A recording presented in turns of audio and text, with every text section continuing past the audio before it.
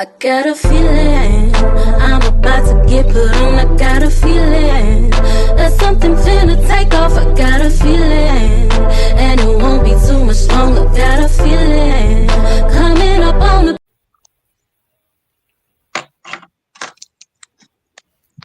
Like we always do about this time, I am Cornbread Capone. This is Unpopular Honesty, the home of brutal honesty and real hip hop music. And tonight, my special guest is Rap P.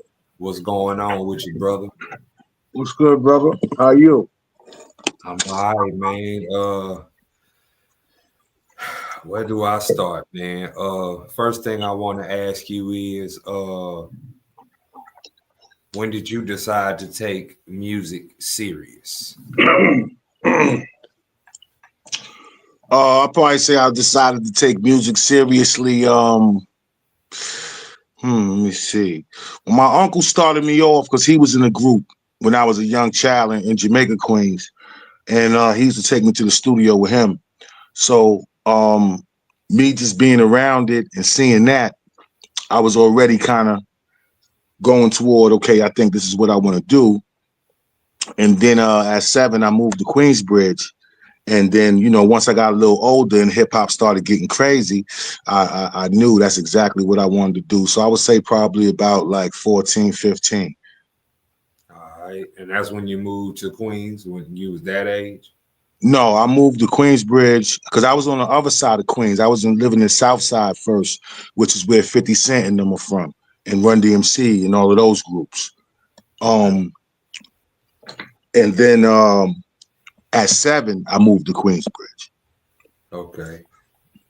And throughout your time living in Queensbridge, were there any other MCs or groups that you had a chance of being around or coming up with? Oh, most definitely. I would have to say, hold on, I got somebody calling me. I would say like Tragedy Gaddafi. Me and Tragedy Gaddafi did a whole album together. It's called Live Generals. That's out right now on all streaming platforms. For the most part, I've worked with Mobb Deep. I've worked with the infamous Mob. I worked with a lot of artists from Queensbridge. And right now, I'm also a producer. So right now, I'm producing for a group that's from the bridge called Triple OGs, which is Seal Drama, Chico's son from Southside, and Grand Wiz from the Bravehearts. So I'm working on that Triple OG project. I'm also working on Seal Drama solo album. I'm working on Nashawn's project. So it's a lot of prevalent artists that I'm working with right now. That's in the hood and outside of that. I've been paying attention, especially within the last week. It's a lot going on in terms of New York when you talk about hip hop. What I want to talk about is the music. Okay. Right now, there's a battle going on with multiple people within hip hop, and it's just a battle. It's nothing personal. It's nothing disrespectful. It's people just getting on there and leaving it at the bars. And I think that is commendable. That is dope. There's a new guy from New York. His name is Rome, I believe. And he got a record, and it's pretty damn hard, if I must say so myself, because, I'm a hip hop fan and listener, and I listen to these records, and I remember when New York was Nas, Jay-Z, Biggie, Big Pun, Big L, all of those artists kind of out and around about at the same time. Well, some of them were. I know what you're saying, but it was we more or less had a plethora of artists, and it was all different type of hip hop music that you can enjoy. It wasn't just one type of style. It was like an army of superheroes and shit. I want to ask you, because you're in New York and you're in Queens. Do you think that New York hip hop will return to that? Well, most definitely. I think that in this age, is so much music that's being put out, and the industry is only pushing signed artists and the artists that signed to them. So if you really a hip hop head, you just have to go on these underground sites and you have to actually go to Google and search for the artists that you're looking for. Unfortunately, because they're not gonna put us in the forefront. You know what I'm saying? They want Sexy Red in the forefront. They want certain artists in the forefront to push this new wave of movement. Right. So it's not about artists that's out there that's not grinding. It's definitely good music out there, but it's just now you got to search for it because the market has been oversaturated. Yeah, I was telling somebody about that the other day, man. Do you think that artists are gonna go back to the physical copies? Because Most definitely. Well, I mean, you would be smart if you did, because or just direct to consumer. However, you could figure that out, because with the streaming shit, it's just a straight ripoff. All these numbers and all of that, it means nothing. It doesn't add up to dollars. right. You know what I'm saying? Unless it only benefits you if you're a signed artist that's getting major airplay. Then it benefits you. But if you're just a regular artist, you're not going to get those same spins, so you're not going to make that same money. Right. Unless Yeah. you're running millions of campaigns, which is going to cost you money. And then as soon as you stop running the campaigns, everything stops because it's not organic. It's everything is, you know what I mean? Smoke and mirrors. Yeah, man. I was talking to somebody about that the other day, man. We was just talking about the game and how it's set up. It's almost like It's not set up for us to win at all, bro.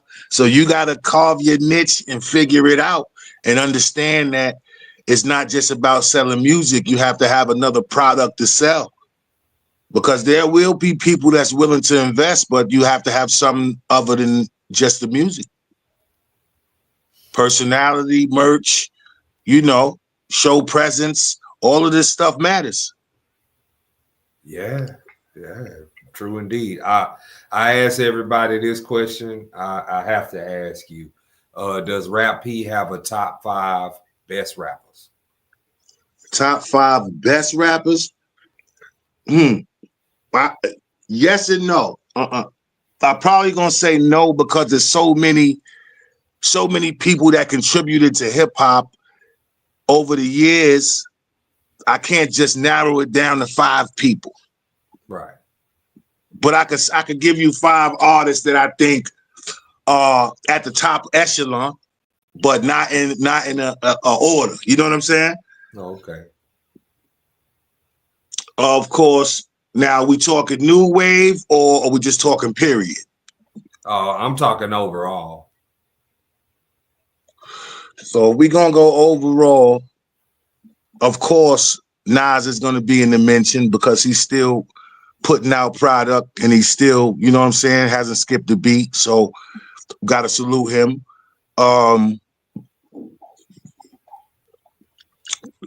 Definitely, I would say Big Pun, because his flow was just insane. You know what I'm saying? For a big man like that to be able to spit like that, that was special.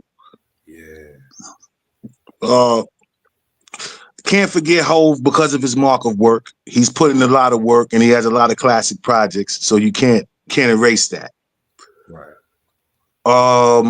And these are just mine. Like everybody else is gonna say something different. Certain people, if you don't write your rhymes, you're not in the top 5.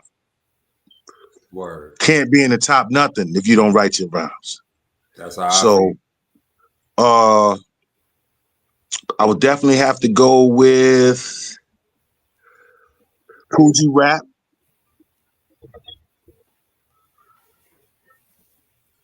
And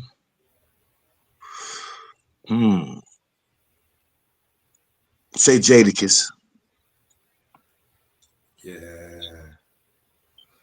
But then there's so many others that's like, you know what I'm saying? Like, But as far as right now, that's the way for me. Man, you from Queens, and I go back with this culture all the way back to childhood. And now that I'm an adult, I can be transparent now. It was maybe more than a decade ago. When music changed, I didn't take to it very good. And I didn't acclimate. I didn't do what most people did, acclimate themselves to what's new going on so that they won't be left behind. I started not listening to secular radio, stopped watching award shows. I just totally withdrew. And what I started doing was I started going back to the 90s and getting those albums that maybe I couldn't afford them when they came out. But now I can listen to them now because, I mean, it's on YouTube. It's on all these sites. You know what I mean? And I realized that I missed out on the genius of Mobb Deep. Listen, the Mobb, fire, man. Fire, classic albums. I went back and listened to classic albums. Yeah. When I went back and I listened to them albums, I said, oh, shit. At one point, they had it. Once they dropped that infamous album, there was no turning back. Everything after that was dope. They had some good projects. I remember that. I remember the summer that album came out. My brother, God bless his soul, he was like 14, I was 15. And his room, when you walk in his room was covered with cassette tapes. All store-bought. No bootleg, no dubs. Store-bought. And he had Mobb Deep, the infamous, and Raekwon the Purple tapes. Oh yeah, so I'm about to say. So yeah, I already know that's hours of listening pleasure right there. Man, say, and crazy as it, I heard the infamous, and because of the Tupac situation, I got cut off from listening to a lot of shit until after the 2000s. And that's when I went back and I listened to Reasonable Doubt. And I said, oh, shit, that's a classic album. I listened to Murder Music. Oh, shit. Infamy. Oh, shit. Yeah. I'm going back and listening to all the stuff that I might have missed out on. Ghostface, his elevation to me in the Woo, he kept going like this every time he dropped an album. Supreme Clientele. You know what I'm saying? Like, just, it was so much classic music back, even Big Punishment. Well, the reason why it was so much classic music is because the artists cared about the music. Like, we cared about it. You know what I'm saying? We cared about lyrics. We cared about not sounding like nobody else. We cared about beat selection and all of these things. And when the new age started to come around, it seems like that stopped being the popular thing. It was more or less, we was going to aim right here and we're going to stay right here. And everybody else that's outside of that, we're going to get them up out of here. Yeah, I mean, even to this day, I listen to, I like the spitters, you know, I like the people, I like the lyricists. I separate rap and hip hop, and I put it in that category. Well, yeah, it's because it's definitely separate. You know what I'm saying? Yeah, I mean, rap is what most people will listen to in their car, at their job, at the club, at a party. And it's fine. It's cool if that's what you like. Yeah, I'm about to say, for the most part, everything has its place. Party records, this record. But when my asshole Brown is on the radio, this is a problem. Shit like that. Huh? I wanted to ask you about that because Well, yeah, I had to. Shit like that is just utterly fucking ridiculous. That should never be nothing that comes on the radio that kids is actually singing and shit. Like that's the program to get your kids to be singing stupid shit like that. Yeah, because I was telling somebody the other day that these records are not made to grab or capture the mind of adults. No, they're made to to make you act other than yourself, to make you act ratchet, to make you look ratchet, stupid. It's just this whole, just like, bitches, put your ass away. Stop twerking. It's over. Sorry, I just went on a rant. I mean, it's real. I mean, because I'm just tired of it. It's utterly disgusting now. Okay, we see you got the fatty. Okay. Now what? I mean, I can remember when I went to parties back when I was a teenager. Every girl was not doing that. And the reason why is because a lot of girls had daddies and they had chaperones in them parties who was going to tell how they were acting to their parents. That's why every girl back then didn't do it. It was, matter of fact, I'm going to be honest with you. It was only the girls who came from broken homes and or the projects doing that back at that time. Now, it has become accepted across the board. Listen, bro, we got grandmothers twerking. This shit is out of hand, bro. Yeah, like I'm looking like where we going after that, bro? Grandma's twerking. Where we going? I'm saying, and they think that that's appealing, and it's not appealing to dudes. And dudes is, man, I was in a party and a girl started twerking, and dudes walked away. Think about that. You know what I'm saying? Think about what I just said. Like, picture yourself in a party. You see a attractive girl. The girl wasn't ugly, but she bent over, started twerking, and every dude walked away. And this is what I'm saying. Like, is if y'all done beat it into the ground. Yeah, it's embarrassing. That music, that whole aesthetic, y'all have buried it. Like, it is over. Like, and they think it's appealing. They think that dudes like it. Maybe if I was younger and needed to put more points on the board, okay, but I'm not. I'm older. You know what I'm saying? I have a son. I have to teach him about women. And this is the examples that he has to look at. And I know he be looking at me thinking, I don't think so. You know what I'm saying? Like, because I would be looking like, I don't think so. You know what I'm saying? Because it is, man, it's some next level shit going on outside our doors. You know what I'm saying? I'm saying like that, man. For real, man. Yeah, we gotta get it together. We gotta get it together as a whole, man. As a whole, we gotta get it together, man. It has always been one of my dreams. There was this movie, matter of fact, it's right on my table. It's a movie called Rhyme and Reason that was made in 1997. And the Blast Master KRS once said in this movie, a rap artist can be anyone from anywhere until you visit the South Bronx. And that's because we all know the Bronx is where this culture was birthed. And when he said that, it hit me. It didn't hit me in a way that I felt it was disrespectful. It hit me in a way that made me say, you know what, Brad? You ought to go to New York one day. You know what I'm saying? Because of the role that hip hop has played in my life. I know that I'm gonna go there and get love, but it ain't just the Bronx. I want to see Queens. I want to see the Big L mural. I want to see the mural for ODB. I want to see the mural for Biggie.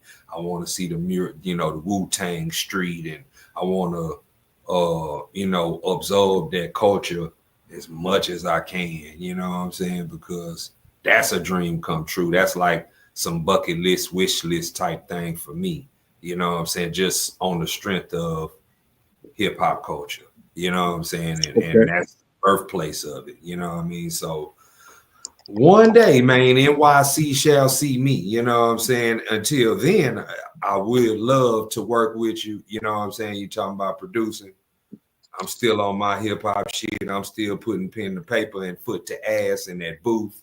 So, So you know, yeah, we definitely can. Once we get off air, or whatever, slide me your email. I'll send you something. Send me some of your music so I can hear. You know what I mean? Where you at with it?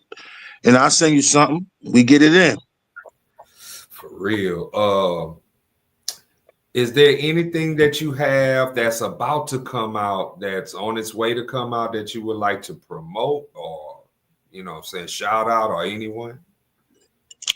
Yeah, why not? Right now, I think the next project, 'cause I have a few that's coming out, but the next project is probably gonna be Scars from the Ghetto, produced by Tone Networks. And right now that's actively out is Made It Out by Figures, produced by me. We got Seal Drama's song. It's called oh damn. Cold Sun. There you go. Seal Drama's song is called Cold Sun. That's another single that's out. And I got another single by Nashawn that's out right now called Hard Times. The last project I dropped is it's called Street Lights, and that's out right now. And if you go to QBRAPP1.bandcamp.com, that's QBRAPP1.bandcamp.com. The whole all the projects is there. So you can go, from way back. I got features with everybody from Yo Gotti to Freeway, Styles P, Chic Luch, Cool G Rap, and just to name a few, Jazzo. So it's a lot of songs there. It's probably about, I would say, 24 to 25 albums and like 16 singles. So it's a lot of work there. Take your time, go through it, but you'll love a lot of the music because it's official. Man, I just want to thank you, because I said that I needed some New York representation on this podcast, and we finally got it. You know what I'm saying? And I'm happy that you took time to holler at me. And we definitely got to do this again. Don't think this is going to be one and done. You know what I'm saying? We definitely got to keep this line of communication continuing, because it's important for the culture. You know what I'm saying? That's a whole fact. And with that being said, on behalf of Rap P, I am Cornbread Capone, and this is Unpopular Honesty, the home of brutal honesty and real hip hop music. And until next time, everybody, peace and love, because that's what we need in a major way. Peace and love.